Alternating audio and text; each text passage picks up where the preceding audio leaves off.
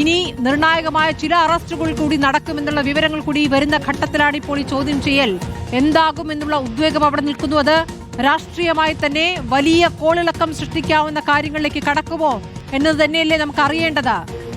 സജീഷ്, സ്മൃതി, തീർച്ചയായിട്ടും SITയുടെ നീക്കം വളരെ നിർണായകമാണ് എന്ന് തന്നെ പറയേണ്ടി വരും. കാരണം കൂടുതൽ അറസ്റ്റിലേക്കോ കൂടുതൽ ചോദ്യം ചെയ്യലിലേക്കോ SIT കടക്കുന്നു എന്ന് വേണം കരുതാൻ. അതുകൊണ്ട് തന്നെയാണ് ഈ കേസുമായി ബന്ധപ്പെട്ട് നേരത്തെ തന്നെ ആരോപണ മുന്നിലുണ്ടായിരുന്ന അടൂർ പ്രകാശ് ഉൾപ്പെടെയുള്ള ആളുകളെ ചോദ്യം ചെയ്യാൻ SIT ഒരുങ്ങിയത്. അടൂർ പ്രകാശിനെ ഇപ്പോൾ ചോദ്യം ചെയ്യാൻ വിളിച്ചു വരുത്തുകയും ചെയ്തു. ഏറ്റവും പ്രധാനപ്പെട്ട ഒരു കാര്യം, അടൂർ പ്രകാശും ഉണ്ണികൃഷ്ണൻ പോറ്റിയുമായുള്ള അടുത്ത ബന്ധം ഉണ്ട് എന്ന് ആരോപിച്ചുകൊണ്ടായിരുന്നു ഭരണപക്ഷം CPM എല്ലാം തന്നെ UDF-നെതിരെ രംഗത്ത് വന്നത്. ഇതുമായി ബന്ധപ്പെട്ട് വ്യക്തത വരുത്താനാണ് ആ ഒരു നിർണായക നീക്കം SITയുടെ ഭാഗത്തുണ്ടായിരിക്കുന്നത്. അതേസമയം ഒരുമിച്ച് ഒരു ഓഫീസിൽ ഒരുമിച്ചിരുത്തിയല്ല ചോദ്യം ചെയ്യുന്നത്. 2 ഓഫീസുകളായിട്ടാണ് അടൂർ പ്രകാശിനെയും ഉണ്ണികൃഷ്ണൻ പോറ്റിയും ഒരേ സമയത്ത് ചോദ്യം ചെയ്യുന്നത്. ഉണ്ണികൃഷ്ണൻ പോറ്റിയുമായി ഏതൊക്കെ രീതിയിലുള്ള അടുപ്പം അടൂർ പ്രകാശിന് ഉണ്ടായിട്ടുണ്ട്, ആ അടുപ്പം വെച്ച് ഉണ്ണികൃഷ്ണൻ പോറ്റി ഏതെങ്കിലും രീതിയിലുള്ള ഉപഹാരങ്ങൾ അടൂർ പ്രകാശ് നൽകിയിട്ടുണ്ടോ, ആ അടുപ്പം ഉപയോഗിച്ച് ഉണ്ണികൃഷ്ണൻ പോറ്റി ഏതെങ്കിലും രീതിയിലുള്ള സ്വാധീനം അല്ലെങ്കിൽ ഏതെങ്കിലും രീതിയിലുള്ള നേട്ടങ്ങൾ അല്ലെങ്കിൽ ഏതെങ്കിലും രീതിയിലുള്ള കൊള്ളകൾ ശബരിമല സന്നിധാനത്ത് നടത്തിയിട്ടുണ്ടോ എന്നുൾപ്പെടെയുള്ള കാര്യങ്ങൾ SITക്ക് വ്യക്തത വരുത്തേണ്ടതുണ്ട്. നേരത്തെ പ്രസാദ് സൂചിപ്പിച്ചതുപോലെ തന്നെ പോറ്റിയുമായി വളരെ സ്വാഭാവികമായുള്ള ഒരു ഫോട്ടോ എടുക്കുമൊന്നും അല്ല, ഒരു സെൽഫി അല്ലെങ്കിൽ അവിചാരിതമായിട്ടുള്ള ഒരു സെൽഫി ഒന്നും അല്ല. വളരെ അടുപ്പം വ്യക്തമാക്കുന്ന ഫോട്ടോകൾ നിരവധി വന്നിട്ടുണ്ട്. പോറ്റിക്കൊപ്പം മാത്രമല്ല, ഈ ആരോപണ മുന്നിലുള്ള ഈ പ്രതിപട്ടികയിലുള്ള റോത്തം ജ്വല്ലറി ഉടമ ഗോവർദ്ധൻ ഉൾപ്പെടെയുള്ള ആളുകളുമായി അടുത്ത ബന്ധം സൂചിപ്പിക്കുന്ന ഫോട്ടോകൾ പുറത്തു വന്നിട്ടുണ്ട്. അങ്ങനെ ആ രീതിയിൽ ഏതൊക്കെ രീതിയിലുള്ള PD സതീശൻ പ്രതിപക്ഷ നേതാവ് പ്രതികരിക്കുമെന്ന് കാണാം.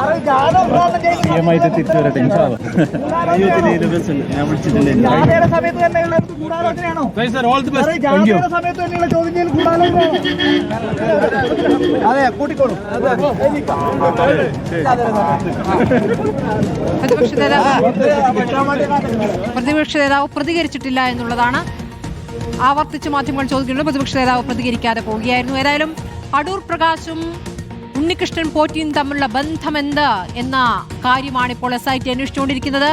അത് ശബരിമലയിലെ ഒരു പ്രധാനി എന്ന ഒരു പ്രതീതി സൃഷ്ടിച്ച പോറ്റിയുമായുള്ള പരിചയമല്ല, അതിലപ്പുറമുണ്ട് ആ ബന്ധം എന്നുള്ള സംശയമാണ് SITക്കുള്ളത്. സ്വർണ്ണക്കൊള്ളയുമായി ബന്ധപ്പെട്ട ആരോപണങ്ങളിലേക്കാണ് SIT അന്വേഷണം നീങ്ങുന്നത്. അടൂർ പ്രകാശും മുഖ്യപ്രതി ഉണ്ണികൃഷ്ണൻ പോറ്റിയും തമ്മിൽ പലപ്പോഴായി ബന്ധപ്പെട്ടിട്ടുണ്ട് എന്നതിന്റെ വിവരങ്ങൾ SITക്ക് കിട്ടിയിട്ടുണ്ട്.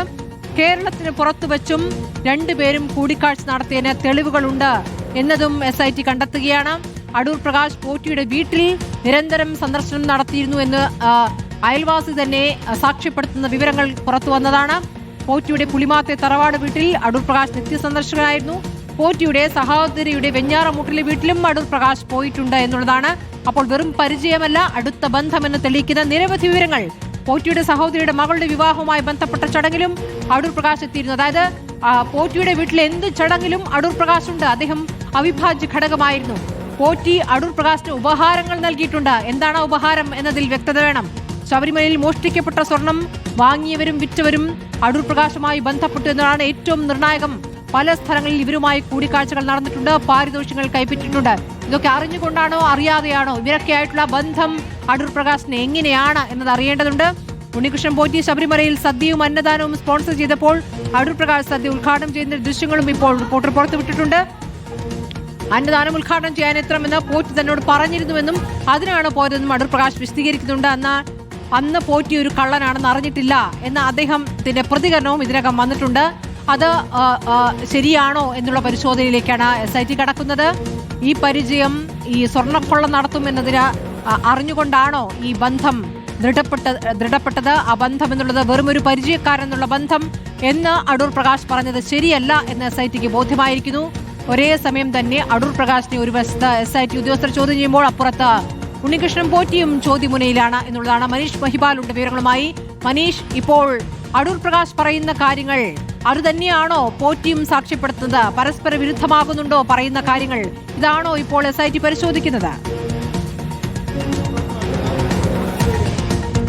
സ്മൃതി, ഇന്ന് രാവിലെ 10:30-ക്കാണ് നിലവിൽ അടൂർ പ്രകാശ് സംസ്ഥാന പോലീസ് ആസ്ഥാനത്ത് എത്തിയിരിക്കുന്നത്. ഇവിടെ ഉണ്ണികൃഷ്ണൻ പോറ്റിയെ ഈഞ്ചക്കലിലെ ക്രൈംബ്രാഞ്ച് ഓഫീസിലാണോ അതോ ഈ പോലീസ് ഹെഡ്ക്വാർട്ടേഴ്സിൽ തന്നെയാണോ എന്നുള്ള കാര്യത്തിൽ ഇപ്പോഴും സ്ഥിരീകരണം വന്നിട്ടില്ല. രണ്ടുപേരെയും ഒരേ സമയം ചോദ്യം ചെയ്യുന്നു. ഈ കേസിൽ നമുക്കൊരു 2 SP-മാരുള്ളത്. ഒന്ന് SP ബിജോയ്, ഒന്ന് SP ശശിധരനുമാണ്. എന്താണെങ്കിലും പോലീസ് ആസ്ഥാനത്ത് SP എസ് ശശിധരന്റെ വാഹനമുണ്ട്. ഇവിടെ അടൂർ പ്രകാശ് 10:30 എത്തിയെന്നാണ് നമുക്ക് ഇവിടെ നിന്നും നമുക്ക് അറിയാൻ സാധിക്കുന്നത്.